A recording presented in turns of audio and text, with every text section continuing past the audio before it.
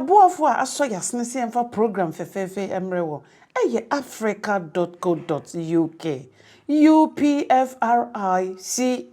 eye online business a omo ba beboa adwadifo ai enima bia woton bia o qualify bomodin akọ omo website ho www.africa.co.uk enchechemu bia no obenya free ho. Enterprise Life is proud to introduce Akwentupa, a policy designed for Ghanaians living abroad to ease the burden associated with planning and paying for funeral rites for family members in Ghana. When a loved one passes away, the planning and costs associated with burial can make a terrible event even worse. Akwentupa is here to ease the stress, keeping the pain and expenses to the barest minimum. Choose any of our 5 benefit plans and receive a cash payout up to $10,000 in as little as 3 days after the passing of a family member. Add the repatriation package, which allows the mortal remains of the policyholder and family members to be transported back home to Ghana upon their demise. You can also choose a service from Transitions, our funeral services subsidiary, at a discounted amount for the opportunity to celebrate the life of your loved one in dignity. For more information and to sign up, visit akwentupa.com. Enterprise, your advantage. Menianom ne adofo a mo hwe Julie Juu TV. Yes, some mo hwe Julie Juu TV a e de na ehia free mo ho. Ai, yes wo hwe Julie Juu TV a pomodian subscribe to your channel no. Like na share. Na we are ma comment. So we yes aye dey. Emaye movim. Emaye mora na boost your immune system no. Amaya hoden da. E de aye program foforo. E de abra mo nya bi ahwe. Julie Juu TV. Ye gusua. E de bro nya message na. Enenam e de brewo. Menuanom ne adofo. Afe no e kwa wie yo. Ye di kan ka kire mo. Yes mo maye momodia. E mo ye ho ba ne nsonson ye ho. E wi asonsonson ho a ne wanyini a che. Ha dede hono no emfa hwe emma. Na monim. Ade ba kwan pese ye ka kire mo ne se. Yes, ramo ye nuanom Ghana fo. Ghana eye ba akope ye ni baby akọ. Ghana ye nyina ye dia. Se ya te se omampani. Ghana mampani. Etimi ate petrol so kakra maye. Na ote petrol so no anso wa o. Wasan so dollar na ehwiri kosoro. Na ama Ghana fo bob na ma bruchire fo so ye bob na ma mo no. Nyankopon adom se dollar no aba fem na ne fem na aba no menuanom ase mfi nom ene se aban eyire ne ho te dollar yi so asomdue mu yi menke wo se yenuanom so motene ema so ho hia paa o se aban a watene ema so kesika according to yenuanom Ghana for say trotro yente so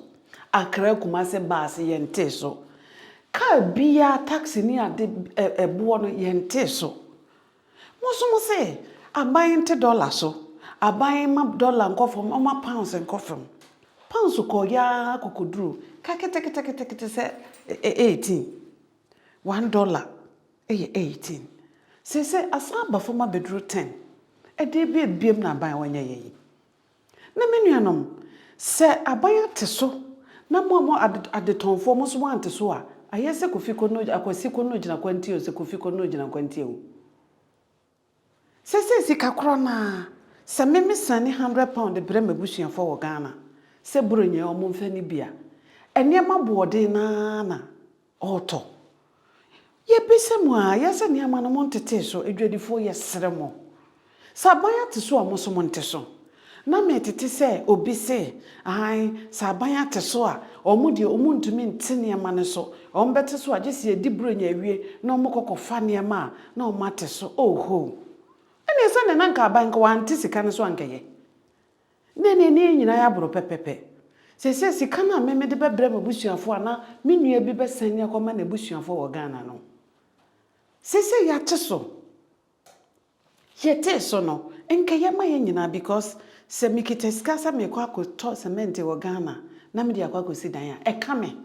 saa ne ka won so a wokọ akọfa ne ma no enti kote so na ye na emum cement bag no yesese de eton no saa ne eton no anwa gallon no se de eton no saa ne eton no emo bag no se de eton no saa ne eton no menuanom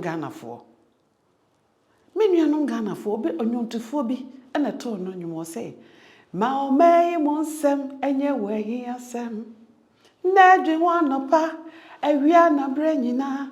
se wori bomba ya kaikana sra wunyankopon e fagana shenensa eno na wo your mind papa eno na wo odo ma wo mai eno ara na yehwehwe odo ma wo mai eno ara na hia odo ma wo mai eno ara na yehwehwe odo ma wo mai eno ara na hia se dwadifo dede bebrebe na moye no wakamanu atumu ai wakamanu atumu Julie Juu Tv so ye toto petrol mu no ye sheda interview nkrofo na ye pese etie omo anu masem omo kan esa ban to petrol num ama petrol kosoro ama sesei passenger so na what is so driver for ebo no motor no se ne motor na asa mo nso mate so yes remo because ikana akatua na etua Ghana for adwumayefo no saa na etua wo mo abantu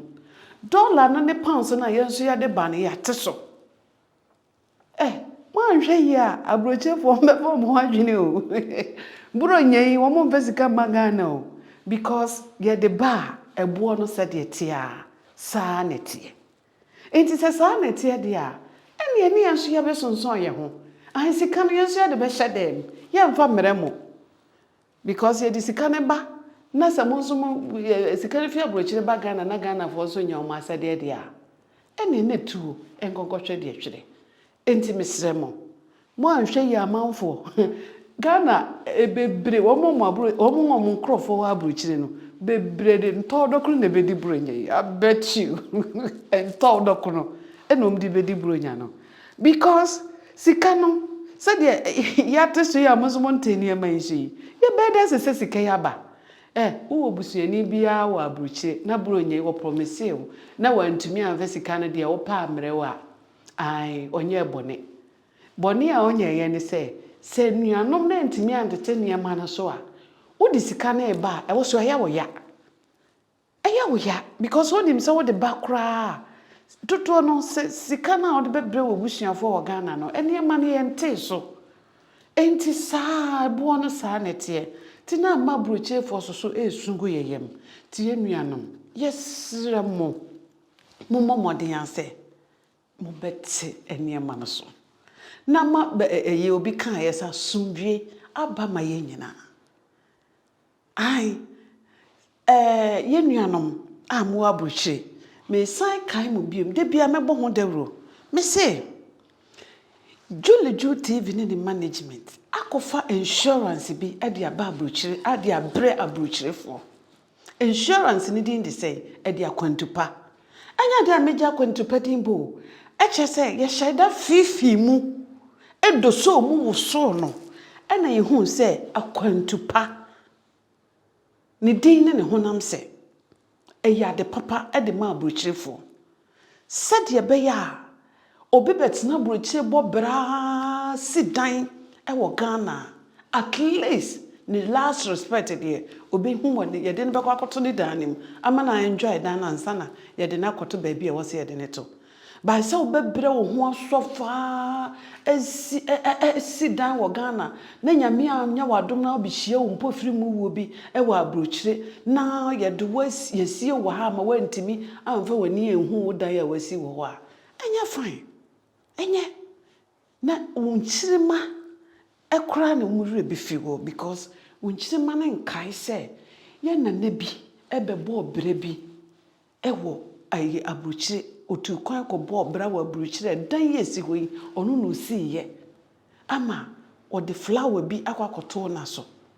because yenye sie wo akwantu mu a wo chia yira enu nti na ye gusuwa introduce akwantupa insurance edi ama mo se moma ye nyina momodia mfa ye ho kodoma akwantupa ebe bua yen akwantu ebe ma yakwantu na yetu no ayakwantu papa sika kakra bi ena obetumi a register o register sika kakra bi na obetua bosumi bia efri bosumi nsia kono ukohia wo kwansidie bia na bibitowa bibibone obi anka se bibi nsi o se de meka no wan de pe wo mesi aberewa kura odadam ma obi a waye poso kura odadam oda mpaso no ohu se owu oba obesore adwane te owu di obi ani ho a obefre ne se mefa no na emum esan se ye nim da ye de wo ye ne nim da ye de bewu nti no usiesie wo ho to ho a eye better enti unya kontupa ni wa hu se usu wabo wachedom wabo ho ete ho eda ho ntu ko hia wa kontu wo pofri mu wo bia umfa bedin konkotu obia so bifre wa na me ba ye nua no masofo so se die Ghana sofo bi no mo gentre ha o mo gunyankopon ani mu ase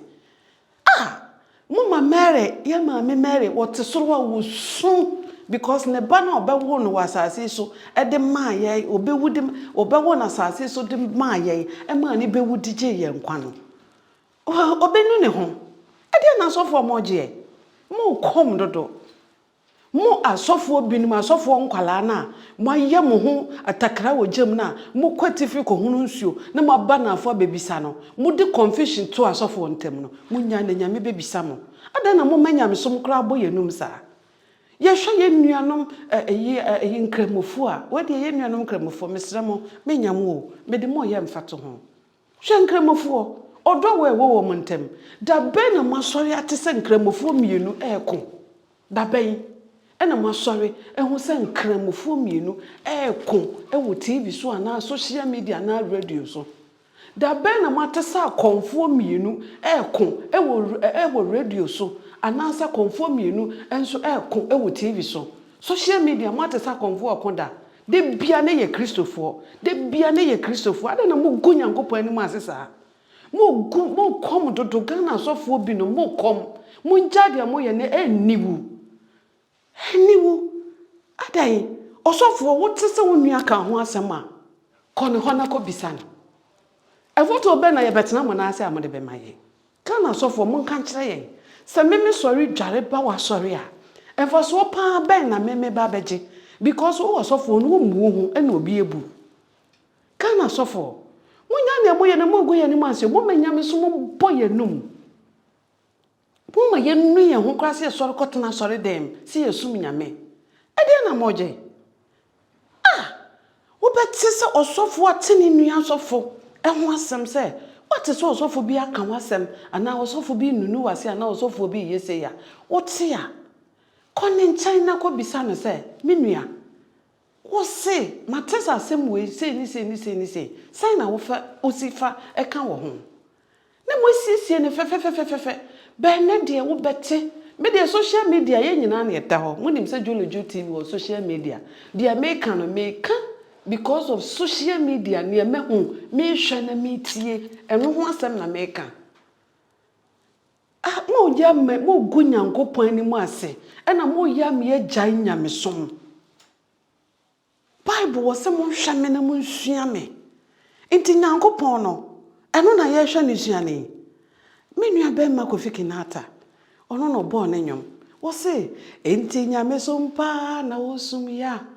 Ghana sofo emu binom ti nyame som pa na mo sum ya munchai eye niwo de mo ye no aya ne ya fere amamo so sofo mu a ebetena ayi so social media no di ne nyonko sofo atem abra mo betini afra mo watena se esiesie mu ntem a obi ntem asem sa konfo entumi megina TV so nyina radio so nyina social media enguo mu ho animu ase emma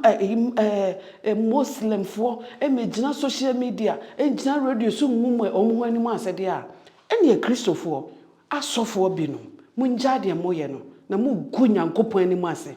na se yankọ heaven a nyankopon be bisa mo because mo Yesu ntidua e de amaye na mo na mo ayem ho takra wo gem mo bua mo na masofo ne ntem na mo di confusion esi o mo ntem no Bible say Sintuduan de beba ne modia nam no so beba no onue enome na wo tode ama wo ne wo nchirima mo hwe yie na mo nja de mo yere na mo gu Kristo animu ase na eneme wo ha na msi mi hwe se de me kan social media sem ya na me koto me nua bante na program bi na me hwe na bra yesterday bra yesterday wo bra na woni oba bia twempena ejai woni oba na twempena ejai no wate so oba na akoware awo oba ne ni kunu te na wo frɛ wo mpena na wo se de ne ba na awo no woni ne na awo no woni na awo no wo di confusion kakraka se ya beto oba ne ni kunu ntem ama ware ye nagu wo se nya ona agu no wo de ugu no so woni ma wo frɛ wo ho so yo sofo ho metese e so yo sofo ebia ni o wenum nyina from ho asofo wenum nyina wodi yo machi hefa no mde obeko bonsam jam straight we obi ne ne yerete wo se one wanya ga ne frɛ wo daka kire so one wonyem wo amua no ga na koware enam so ama obema no kura ya twena sen e wa sorry ama be me ya sofa ware oba no ene natena hwe ne ba wonya oba ne namba okofre na ye den bra na ono na etwempena okofre be oba na ye den obe opena nga wanware no osinya ye kan osia aware ne nya ona agu una ugu no maka bie mo me se bible se sintuduan beba na de nam ne so beba na onwie enam wo so amobi aware agu yankopo be bisa wate mukoshia oba na sa wo pe oba na ware no sa wo ware no na oba ne koshia oba ma foforo bia jaino manenko ma onko enjoy na ware by so oba no ne be ma be kwa akotena na omani agi omo ho na oba no wo ba bia na wakunko se pete asa be friend say eba na wawo no media how dare you asam na kan bra odwene ho me kasa mama o me kasa we eye ma na me kasa ma wo ho bra odwene ho wanye ni ye wo na wagu awade no se woni ma mia na me ka me se wo na wagu awade no bra no fra na panichew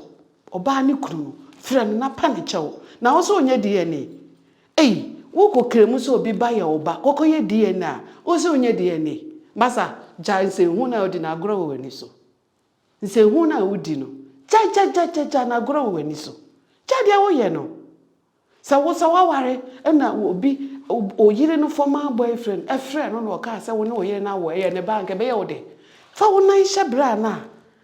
one ne yire te no fa wo na hye ne shoe mu na sa wo ware bi na wo na oyire te na oba oyire no ne former boyfriend friend no se wo ba na one na oyire na wo no eye wo no so ne ba na ebe ye wo de dia ene etojiwa Julie Juu TV eno na oguso hwe no ye nkrofo ana ya boafo aso yasene se ye mfa program fefefe mreo omo ye hefo africa.co.uk misi africa.co.uk Africa omo ye dien omo ye dwumeku be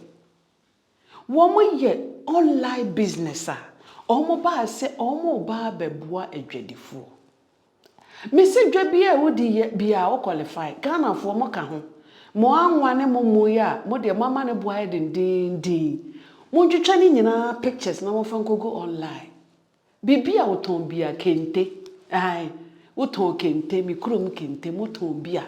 fa twetwa ne pictures ko register o ko online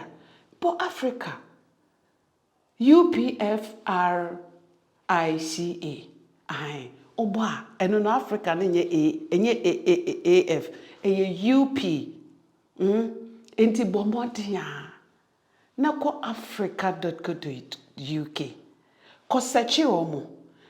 na register eye free wontua kapreba gwanyo ontua bi o register wi anu aye member na niema bi a woton no wotwetwa ne pictures na odi akogu online ho na se Julie Juu miti hoi na me ko online na me ko click so na me pekenta eno ane sa mato meto a mes wo Ghana kra mes send sika brew na wo post na wo de abre me easy bibia wo ton bia wo qualify me se kako momone nya ado agene ni nyina wo qualify emma amoton bojua wotimi ko register na wotwetwa ni pictures na wo de ni nyina kwa kogu ho o de kokogu ho a ye nyo hwe eye free wo start se wo ton ade no na afi amanfo oto a ho na obetue bibi kakra bi ediamaafrica.co.uk enti se wo pemu nchichiremu bia wo de number na ne gu ho no momodi afa number no frɛ ne bisemu yie na se no bibia ye ton wo online sa business we etese de woto ade wo eBay ana Amazon online business Africa for yeso ye de no Africa yenso ye business eno no Mrs. Africa we no ne experience no UPFRICA enye AF Africa UPFRICA enti bomodi a na ko online na ko register na onte bibiase a emu nchirechiremu bia ubenye free ho ena medical so aka chere mo say mamu remfi akwantupa insurance chehwe moyi ye nyina ye register bi said asem to ye ya ye meka quantum omu bayire omu ho asomhwe mu a ede yakọ Ghana akoma ye busuafo ye dem wase bebre Juu Tv ye koswa mama official pa o ye mama nyina official pa afi nkomra na meto ye ni nsan ye ho na afi foforo bie mu nsan meto ye na ye ni na nigye so pomodi a na nyankopon aboa ma afi atowa jiweni na emomese enye wani mane mroso na aduane die kura udidi buru so a eye bone ahaya na edi mu besie mumaba that's it